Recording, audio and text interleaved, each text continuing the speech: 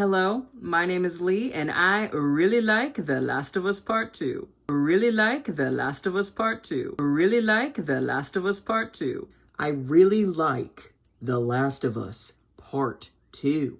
I think The Last of Us Part 2, created by Naughty Dog, is not only a game that carries on The Last of Us Part 1's legacy of a deep, intricate world to build and a beautifully woven story to tell, but it also creates its own legacy through its really bold and interesting examinations of empathy, cycles of violence, and, of course, representing very complex and very flawed female characters. I think The Last of Us Part 2 tells a story that also has not really been told ever in the exact same way.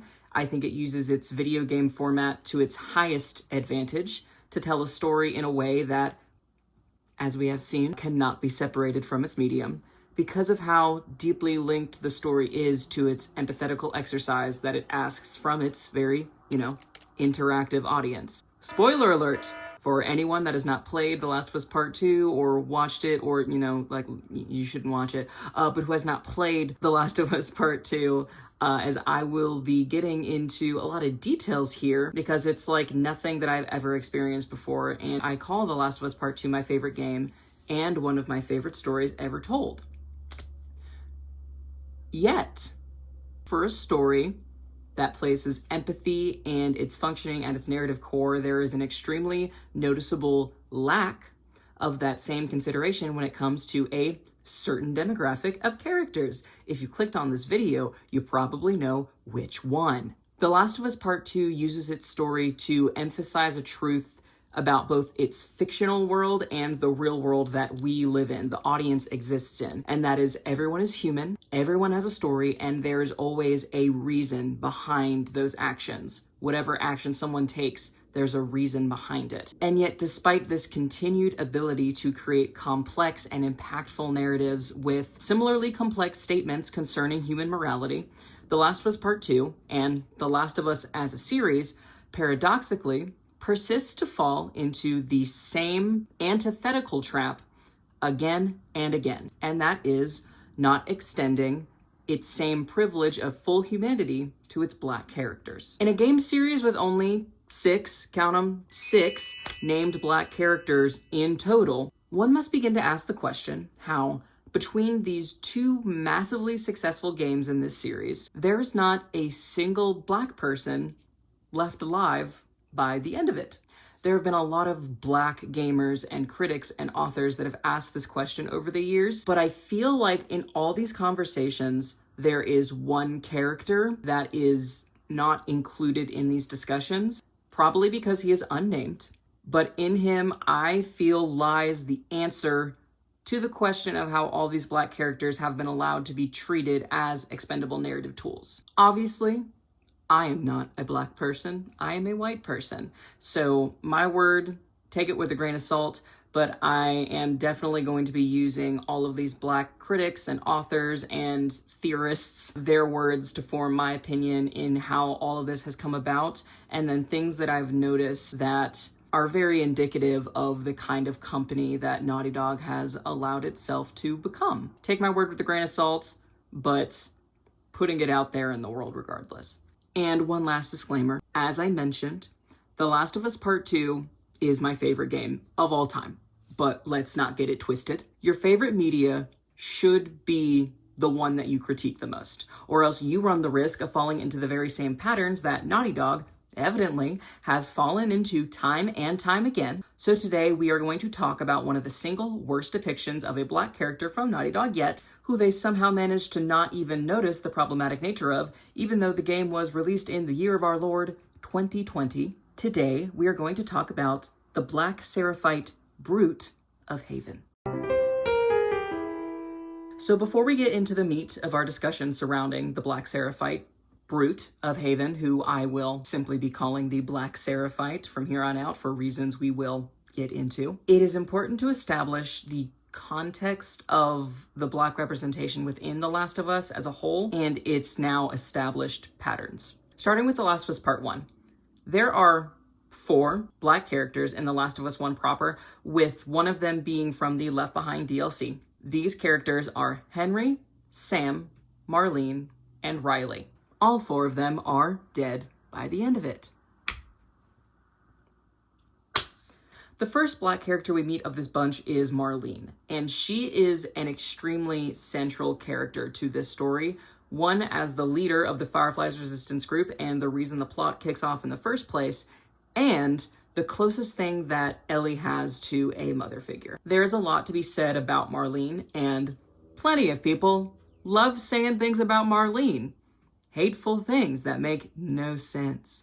We're not gonna get into those here, but you're all crazy. You're all crazy. In essence, she is a direct reflection of Joel. While Joel becomes something of a father figure to Ellie, as mentioned, Marlene is the closest thing that Ellie has to a mother figure. Albeit these are very different situations, Marlene was definitely not super present in Ellie's life growing up, but let's be fair, neither was Joel. He's a newer addition. He's newer to the party. Marlene was there first, let's be clear. Where they truly differ, however, is that Marlene is a person that has hope for the future, whereas Joel is a person who has given up on humanity and does not have that hope. She also, as the leader of the Fireflies, is putting in the work to bring that hope into reality. And in trying to save her world and all the people in it, she makes the difficult choice to sacrifice the life of Ellie in exchange for humanity's future as a whole. Joel, whose only hope in the future lies within Ellie, goes against this action in order to save her. Long has there been a debate about whether or not Joel was right to do so, was Marlene right to do this, blah, blah, blah, blah, blah, or if it even matters in the end. What matters for our discussion is that both of these characters commit the same sin.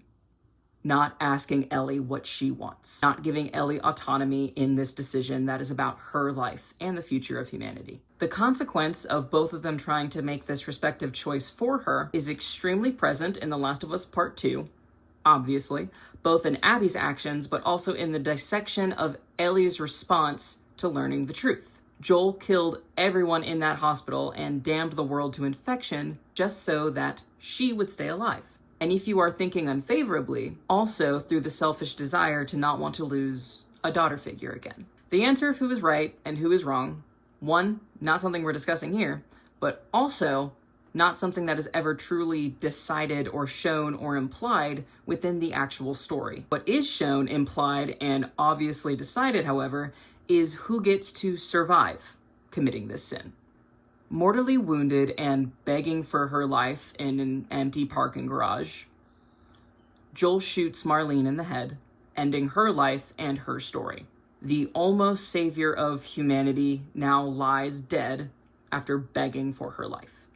The next 2 characters that we meet, Henry and Sam, also continue this trend of acting as narrative reflections to our protagonists. Henry and Sam are brothers that Joel and Ellie meet in Pittsburgh, both of them being pushed into hiding by the bandits named the Hunters in the city. The older and younger brother duo serve as a direct reflection to the father-daughter-esque relationship that we see forming with Joel and Ellie. And this is especially clear when Sam gets bitten and he turns into a hostile monster attacking Ellie, which both of these things, both Sam dying and Ellie being attacked, evoke Joel's fear and remembrance of his own daughter Sarah being killed. This brings to the forefront his newly discovered fears about losing Ellie and what she might be becoming for him. Henry, who has to shoot his own brother and then kills himself as a response, serves as a direct reflection to Joel and what he may have done going down a different path.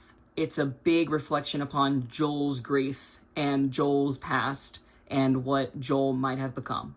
I think what is relevant to emphasize as well is that The Last of Us Part 1 opens with a very long, drawn-out, very emotional sequence of Joel's own daughter dying in his arms, with all the emotional weight that rightly comes with that.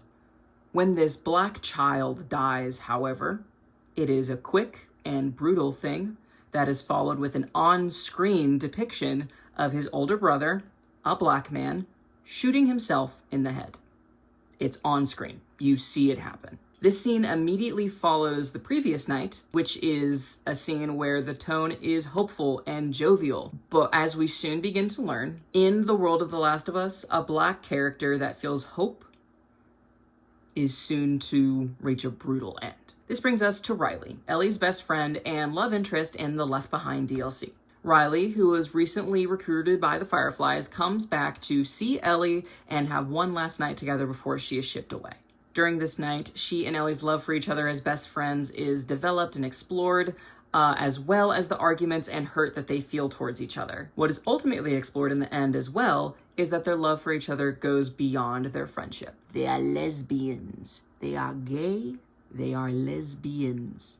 Lesbian. Riley decides that because they're lesbians, she is going to find a way to stay with Ellie. But before she can, tragedy strikes. Both of them are bitten. Once again, Black characters in The Last of Us are seemingly not allowed to feel hope. As soon as you start to feel hope, literally call your loved ones because you're dead. You're gonna die. There's just no hope. There is no hope. You're not allowed to feel it. Obviously, this DLC serves as a prologue to Ellie's character and the story in general, how we got where we are. But Riley, in this way, is fully relegated to an origin story. She is not allowed to grow up and fight and become a character that maybe will come up again.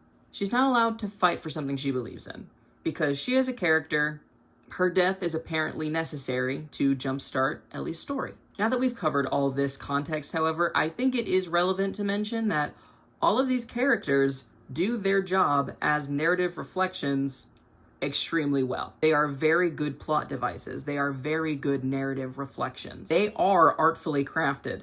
A lot of thought is put into them, and they are by no means bad characters. They help the story immensely. And at the end of the day, the story is about Joel and Ellie. They are the protagonists. This argument makes sense. It's all true.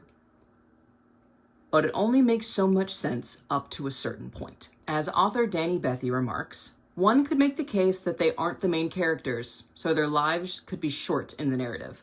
You would be right if other white characters attached to Joel and Ellie, respectively, didn't survive to the game's conclusion consistently. Yes, this world is violent and death is literally around every single corner.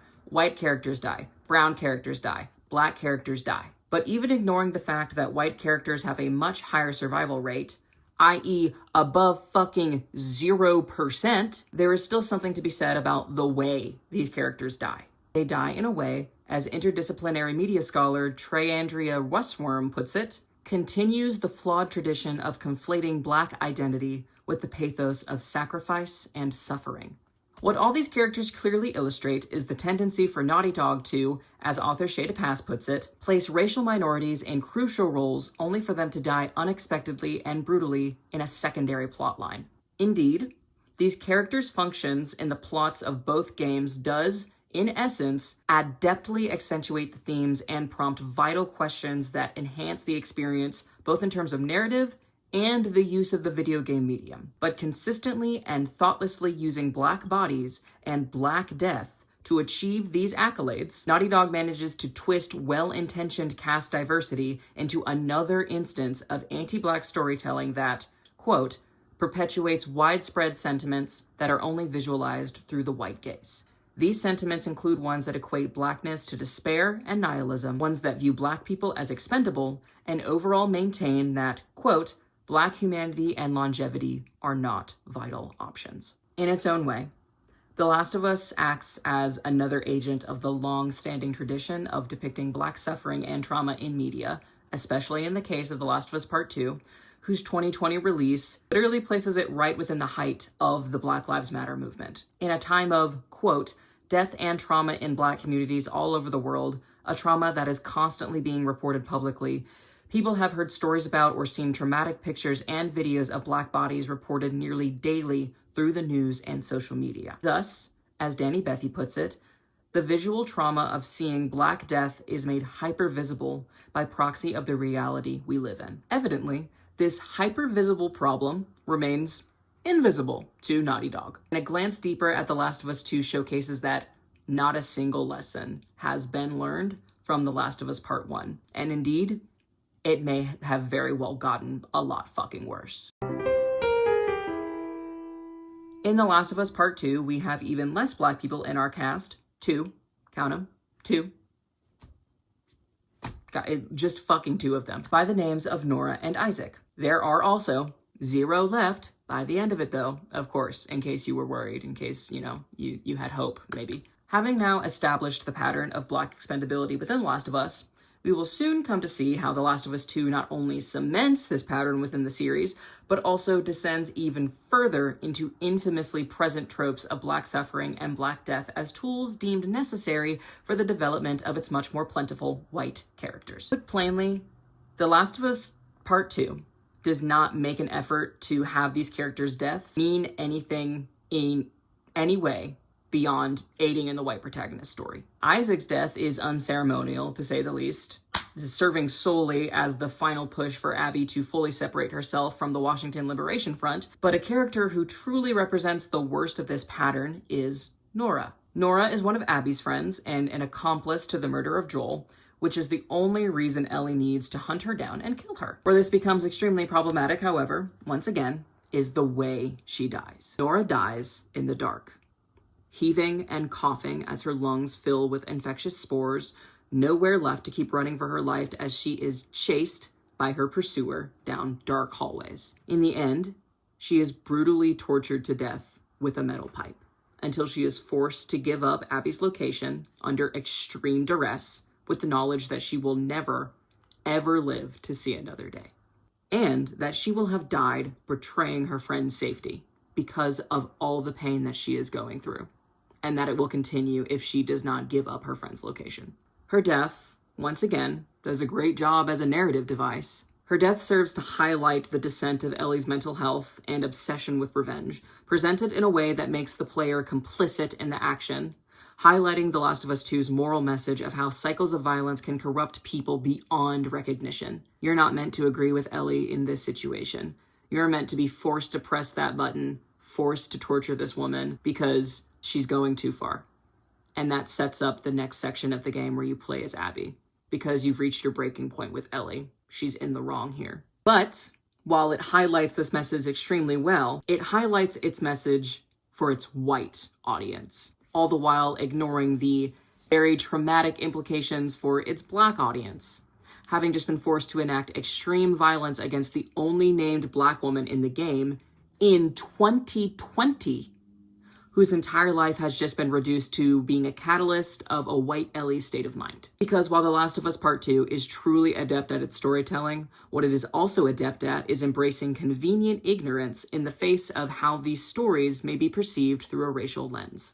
Nora is murdered in the first half of the game, but the second half of the game only continues to descend further into what is not unfair at this point to call anti-Blackness, intentional or not. It continues not only to feed the modern conventions of white stories developing at the expense of Black lives, but also reaches farther back into storytelling conventions of the past, to when Black lives were not only implied to be expendable, but portrayed in ways that sought to justify their expendability and incite violence against them. In a game so devoted to its thesis of empathy that it specifically designs NPCs to feel as lifelike as possible, going so far to assign every human NPC a generated name that their friends and companions will call out and mourn upon their death. It should be hard to imagine that a character specifically designed to be as dehumanized as possible could slip through the cracks. But as we have seen, The Last of Us as a series has patterns in place to make such a thing possible. So, that is exactly what happened in the second half of The Last of Us Part 2, when players come face to face with a character and mini-boss that, for all intents and purposes, embodies one of the most dangerous and pervasive caricatures ever levied against Black men: the Brute. The Black Seraphite is a mini-boss encounter that is present in the second half of the game during the invasion of the Seraphite Island. He is a near 7-foot-tall Black man who attacks with a large two-handed hammer and suffers quite a lot of damage over the course of the fight. It is the most brutally maimed we ever see a character in the Last of Us series as a whole. Like, we never see a character this brutally maimed. A member of the Seraphite Brute enemy subclass, this class acts as a stronger, larger, harder to kill version of a normal Seraphite soldier. The brute enemy class shows up multiple times throughout the game, and in 2 other instances acts as a mini-boss with scripted interactions. What is important to note, however, is that in every other instance of the brute enemy class, the brute is a white individual. It is only the Seraphite Brute of Haven, or once again, the Black Seraphite, that is designed to be a black body. This model never shows up anywhere else in the game. This begs the question, why was this black model specifically crafted for the most brutal human encounter in the entire game, and arguably, once again, the whole series? The answer lies in everything that we have already touched upon, but leans even further into the established cultural shorthands of bad black representation. We have already seen black sacrifice, black suffering, and black expendability, but what we haven't seen yet is blackness inherently portrayed as violent. Given everything we discussed, it's not exactly surprising that Naughty Dog managed to miss the optics of calling an exaggerated depiction of a hulking, violent black man a brute, sharing the exact name and description of the caricature that has caused so much violence against black men, but it's still fucking crazy regardless. This caricature specifically was most popular within the American Reconstruction era, and, as we see, continues into the modern day. Dr. David Pilgrim with the Jim Crow Museum defines the brute caricature as one that, quote, portrays black men as innately savage, animalistic, destructive, and criminal, deserving punishment, maybe death. His ferocity is almost demoniacal.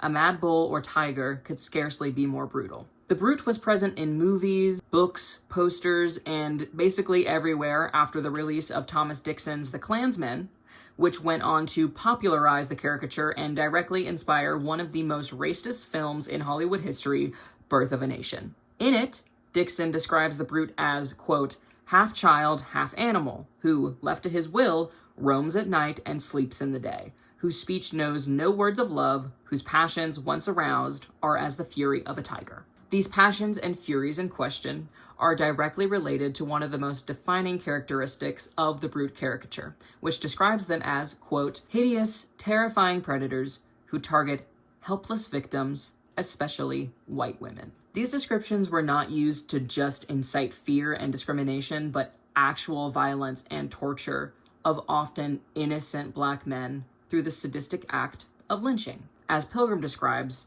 a mob lynching was a brutal and savage event, and it necessitated that the lynching victim be seen as equally brutal and savage. Using the brute caricature to justify their actions, lynching was an activity common enough in the late 1800s and early 1900s for them to be, as author Phillip Dray puts it, an, quote, undeniable part of daily life, as distinctly American as a baseball game and church suppers. This overt violence against black bodies did not stop when lynching rates began to decline in the 1930s, and neither did the ideas that were used to justify it. The brute caricatures, along with many other stereotypes, continued to permeate American cultural consciousness and impacted many, if not most, white and non-black views of black people in ways that bred everyday consequences. These consequences are many, including more subtle and systematic violences that continue to persist both before and after the decline of lynching, which we will discuss further. First, however,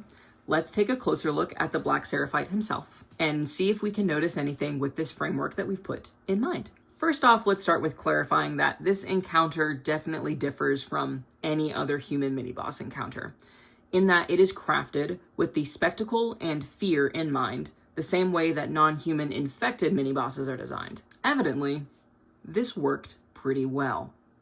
More breathless than the Rat King? The fight begins in the dark of night with burning buildings surrounding Abby on all sides. The first thing we see is a near 7-foot-tall black man attack Lev, a young boy, with a giant 2-handed hammer, pinning him to the ground, leaning over him with the intent of strangulation. It is then we hear, in a deep, gravelly voice, the only words he ever says. Stupid companions are a damn disgrace!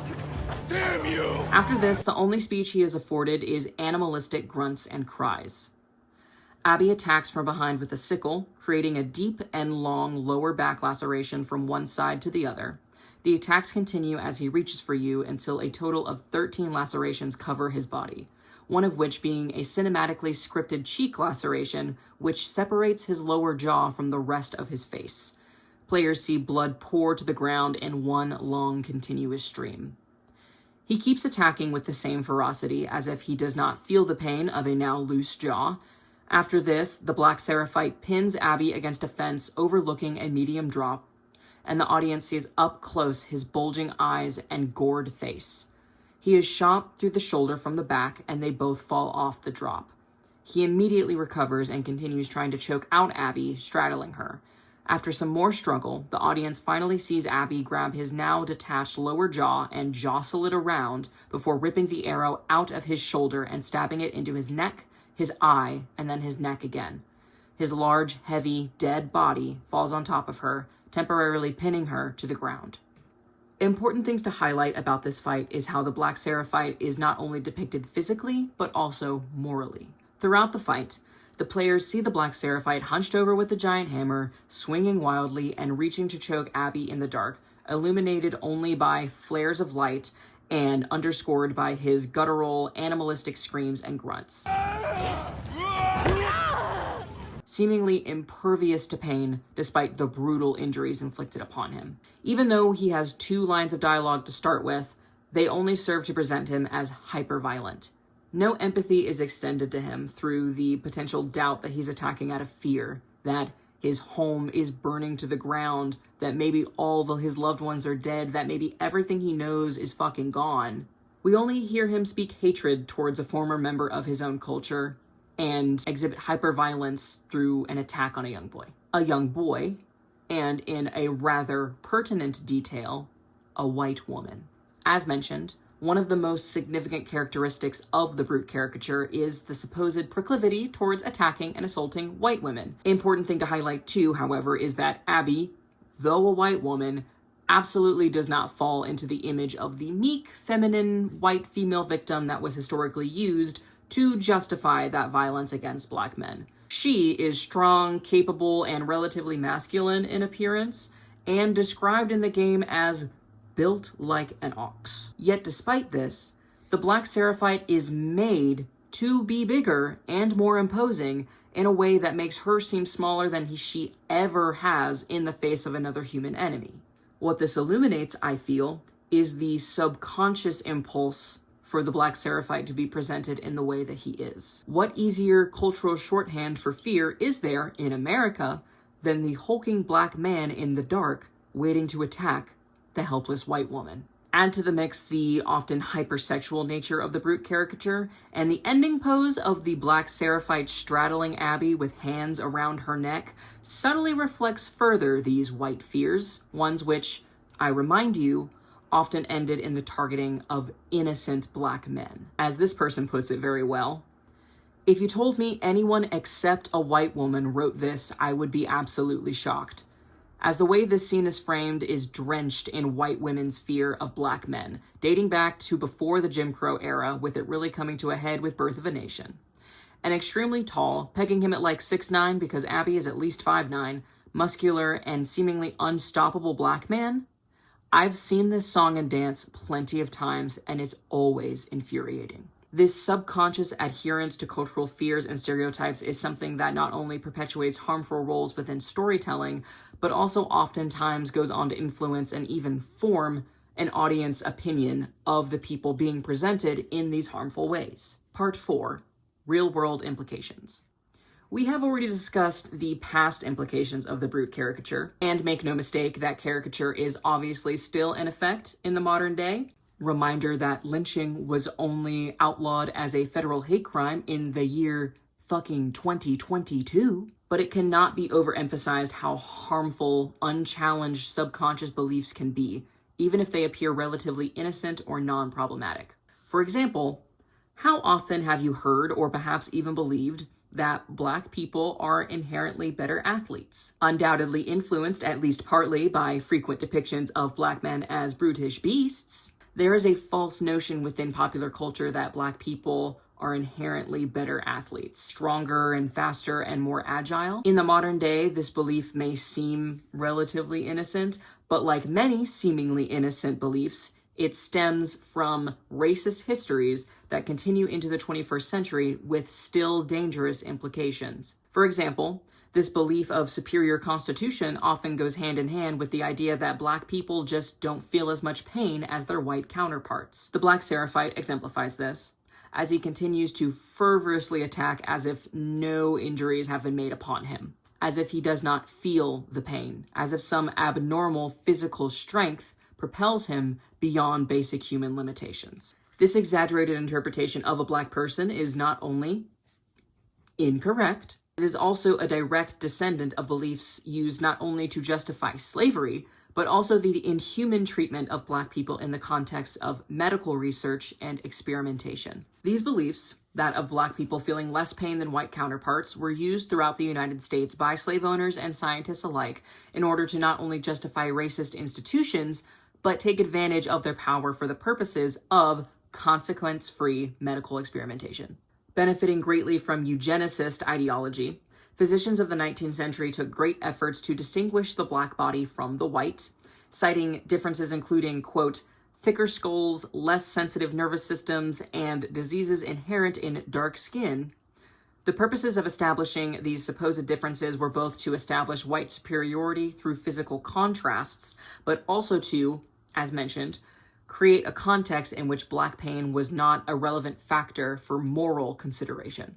For instance, 19th century physician Samuel Cartwright, who, for context, coined the mental illness of drapetomania, which is a mental disorder categorized by a slave's desire to, quote, abscond from service, or, flee from fucking enslavement, once wrote that Black people inherited a disease making them insensible to pain when subjected to punishment. This allowed slave owners and physicians alike the moral license to either punish or experiment upon the enslaved they had access to without quandary, or worse, create a context in which those actions were fulfillments of the white duty to, quote, suppress Black people's animalistic tendencies, which they would revert to without such intervention.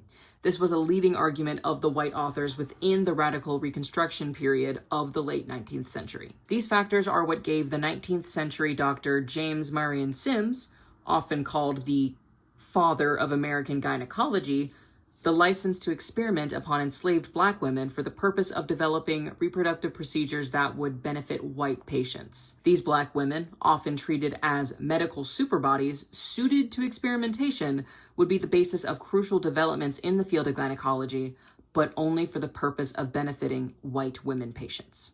This pattern of Black experimentation did not stop with the turn of the century and indeed continued well into the 1900s. Prominent examples of this include the United States military covertly testing mustard gas and other chemicals on Black soldiers during World War II, and the U.S. Public Health Service's study with the Tuskegee Institute analyzing the progression of intentionally untreated syphilis in Black men from 1932 to 1972. These numerous instances showcase the paradoxical intersection of the ideas that Black bodies are both inherently inferior to white ones, while also being exemplars of physical strength and resilience resistant to pain and injury.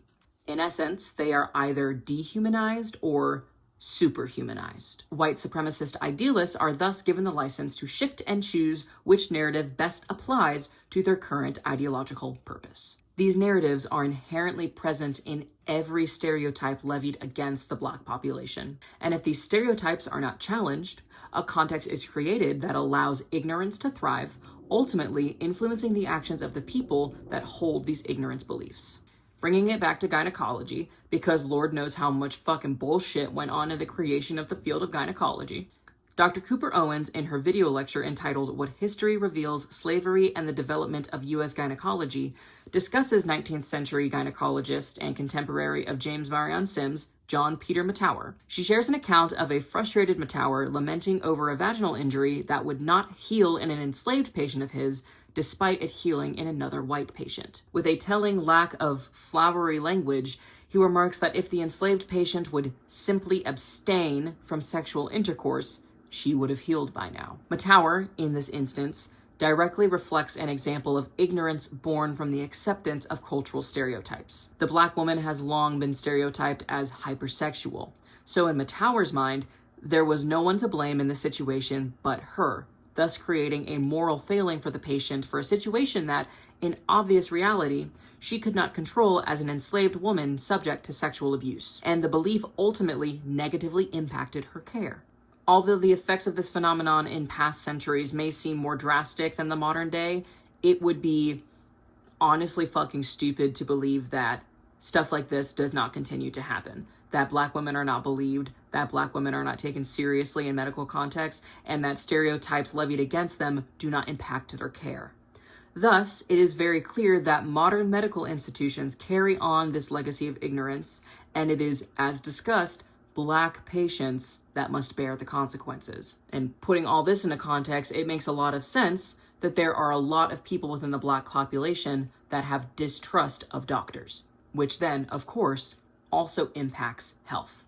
And within these modern medical institutions, nowhere is this legacy more obvious than in the established belief that Black patients don't feel as much pain as white patients. In a 2016 study, Hoffman et al. Reports on the presence of this viewpoint within medical institutions, finding that, quote, half of a sample of white medical students and residents endorsed these beliefs. Moreover, participants who endorsed the beliefs rated the Black versus white patient's pain as lower and made less accurate treatment recommendations.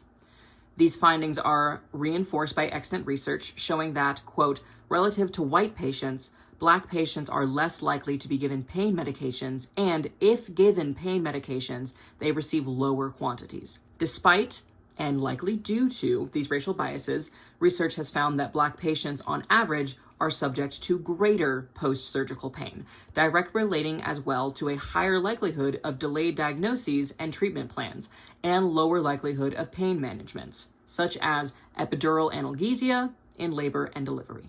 This is not just the work of overtly racist people, however. On the contrary, what complicates this issue and ties it roundly back to our discussion of the Black Seraphite is the lack of overtly racist intention behind these faulty medical decisions. As Hoffman et al. Finds, racial bias in perceptions of pain and possibly treatment does not appear to have been born out of racist attitudes.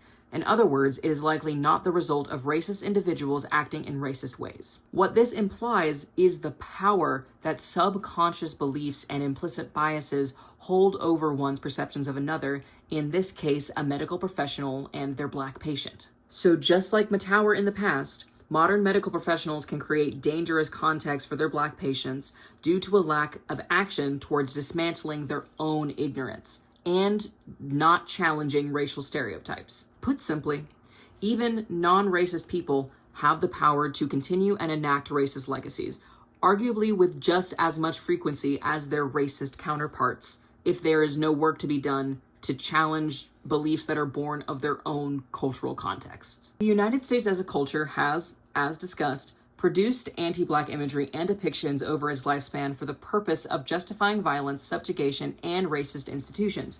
This cultural racism will, by design, inevitably become present within the minds of everyday civilians by virtue of exposure and lack of intentional dismantling by the hands of those in power. Thus, even those without overtly racist beliefs or intentions will find themselves subject to anti-Black ideas of the past, due to both unintentional ignorance and a lack of access to ideas that challenge the established norms. Thus, when discussing the impact of the Black Seraphite, a character so steeped in cultural stereotypes, the same stereotypes that have been used to justify slavery, lynching, and experimentation, one must not only consider the racist cultural legacy it is continuing, but also the actual impact it continues to have in the Black lives of America and beyond.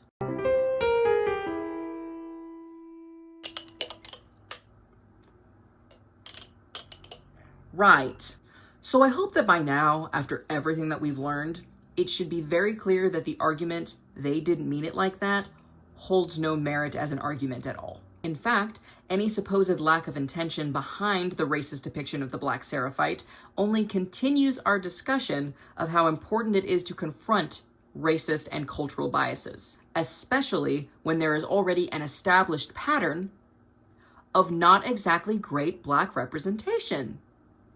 The fact that this blatant of a stereotype was not only missed in development, but worse, specifically crafted for the purpose of inciting fear and dehumanized terror, showcases that Naughty Dog is in fact one such modern perpetrator of implicit cultural bias, and continues the trend of failing to challenge subconscious racial bias. What the aforementioned research reveals is that the lack of racist intent does not by any means lessen the negative impact on Black populations.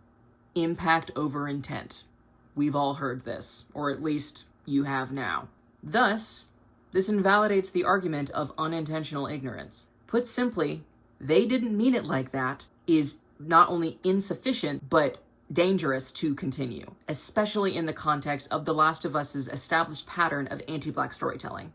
As Danny Bethy puts it, if a sequel is greenlit and these issues remain unaddressed internally within the studio's writing department, their trend of expendable Black people will continue into further installments. It is easy to imagine, then, that the racial bias in which the Black Seraphite was inevitably going to be viewed through was not meaningfully considered, likely due to a lack of people who have the lived experience of seeing impact over intent.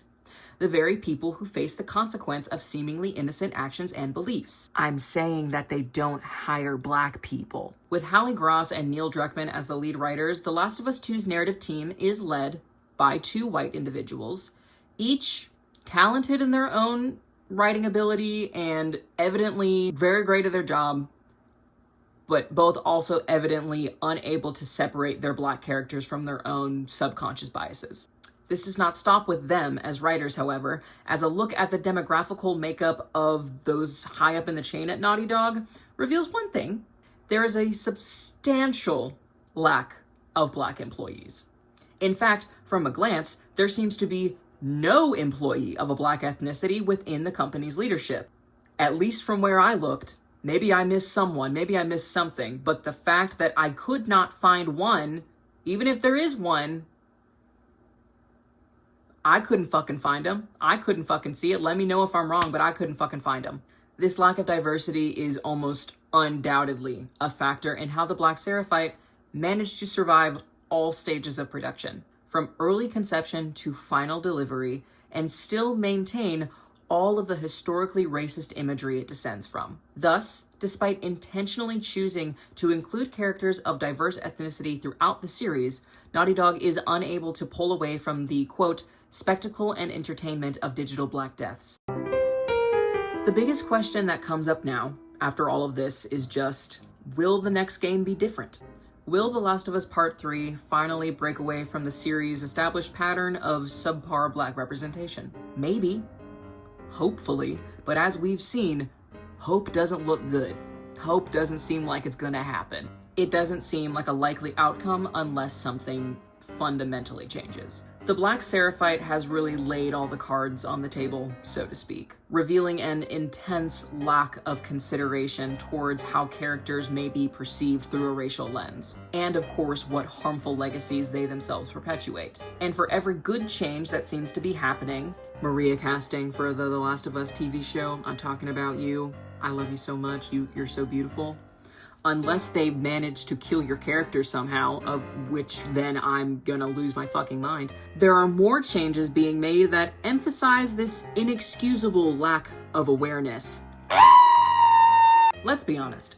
The moment that Naughty Dog cast Laura Bailey, a white woman, to play Nadine Ross, a Black woman, and continued to double down on that decision, the moment that happened, it's been clear that there are not enough Black people involved in the company and its development. Like that's fucking crazy. That's just fucking insane. This is insane. This is insane. What has been shown throughout its history is that The Last of Us's habit of Black expendability is not a simple mistake. It is at best another unintended continuation of the United States' culturally racist legacy, and at worst, a series of anti-Black storytelling decisions that have been intentionally and systematically ignored. The creation of the Black Seraphite showcases how easily racist caricatures and legacies can be continued without intentional vigilance and care to deny them, even in a game whose very message goes against such ideologies.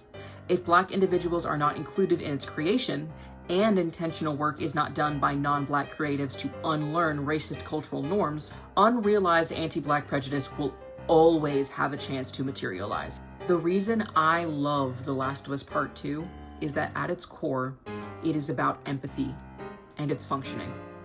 And it asks its audience to engage in it fully, even when it is uncomfortable to recognize the unsavory biases and beliefs that you deep down carry. It is about damn time that its Black audience receives that same effort and intention from Naughty Dog in return. Once again, my name is Lee. Thank you for coming along this journey with me, and dear God, I hope it gets better. Thank you. I also just realized that I have not been looking at the camera this entire time, so if you mention that at all in the comments, you are ableist, because I am autistic and I don't like making eye contact. So maybe think about that next time, right? Okay, all right. Same page, cool, perfect, thank you, bye.